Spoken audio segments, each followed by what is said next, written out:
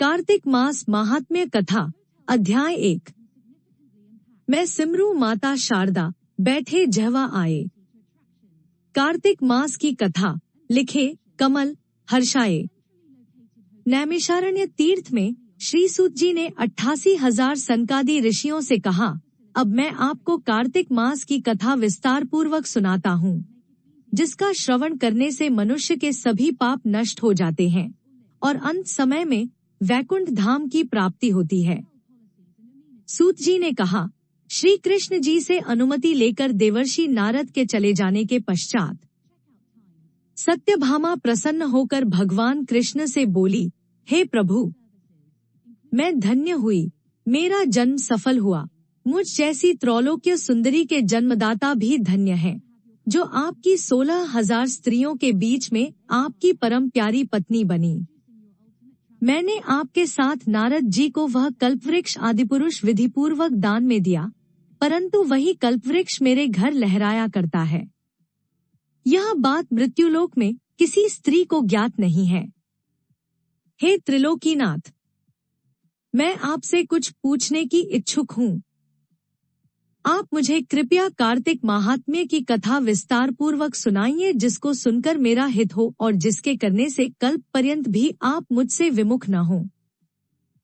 सूत जी आगे बोले, सत्यभामा के से वचन सुनकर श्री कृष्ण ने हंसते हुए सत्यभामा का हाथ पकड़ा और अपने सेवकों को वहीं रुकने के लिए कहकर विलासयुक्त अपनी पत्नी को कल्पवृक्ष के नीचे ले गए। फिर हंसकर बोले, हे प्रिये, 16,000 रानियों में से तुम मुझे प्राणों के समान प्यारी हो। तुम्हारे लिए मैंने इंद्र एवं देवताओं से विरोध किया था। हे कांते, जो बात तुमने मुझसे पूछी है उसे सुनो। एक दिन मैंने श्री कृष्ण तुम्हारी सत्यभामा इच्छा पूर्ति के लिए गरुड़ पर सवार होकर इंद्रलोक जाकर कल्पवृक्ष मांगा। इंद्र द्वारा मना किए जाने पर इंद्र एवं गरुड़ में घोर संग्राम हुआ और गौलोक में भी गरुड़ जी गौओं से युद्ध किया। गरुड़ की चोंच की चोट से उनके कान एवं पूंछ कटकर गिरने लगे, जिससे 3 वस्तुएं उत्पन्न हुई।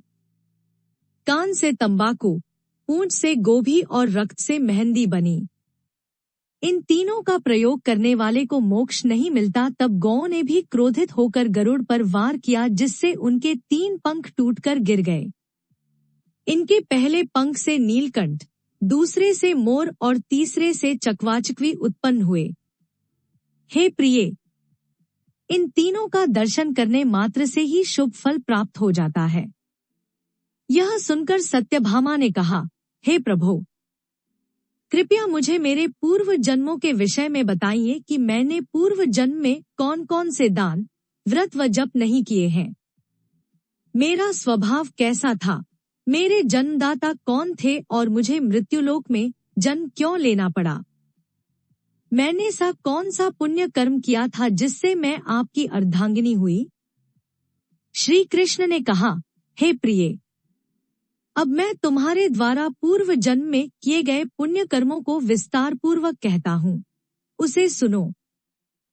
पूर्व समय में सतयुग के अंत में मायापुरी में अत्रिगोत्र में वेदांत का ज्ञाता देव शर्मा नामक एक ब्राह्मण निवास करता था। वह प्रतिदिन अतिथियों की सेवा, हवन और सूर्य भगवान का पूजन किया करता था। वह सूर्य के समान तेजस्वी था। वृद्धावस्था में उसे गुणवती नामक कन्या की प्राप्ति हुई। उस पुत्रहीन ब्राह्मण ने अपनी कन्या का विवाह अपने ही चंद्र नामक शिष्य के साथ कर दिया। वह चंद्र को अपने पुत्र के समान मानता था और चंद्र भी उसे अपने पिता की भांति सम्मान देता था। एक दिन वे दोनों कुश व समिधा लेने के लिए जंगल में गए। जब वे हिमालय की तलहटी में भ्रमण कर रहे थे, तब उन्हें एक राक्षस आता हुआ दिखाई दिया। उस राक्षस को देखकर भय के कारण उनके अंग शिथिल हो गए और वे वहां से भागने में भी असमर्थ हो गए। तब उस काल के समान राक्षस ने उन दोनों को मार डाला। चूंकि वे धर्मात्मा थे, इसलिए मेरे पार्षद उन्हें मेरे वैकुंठ धाम में मेरे पास ले आए। उन दोनों द्वारा आजीवन सूर्य भगवान की पूजा किए जाने के कारण मैं दोनों पर अति प्रसन्न हुआ।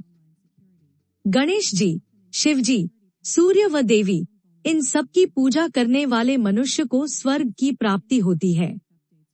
मैं एक होता हुआ भी काल और कर्मों के भेद से 5 प्रकार का होता हूँ। जैसे एक देवदत्त, पिता, भ्राता आदि नामों से पुकारा जाता है।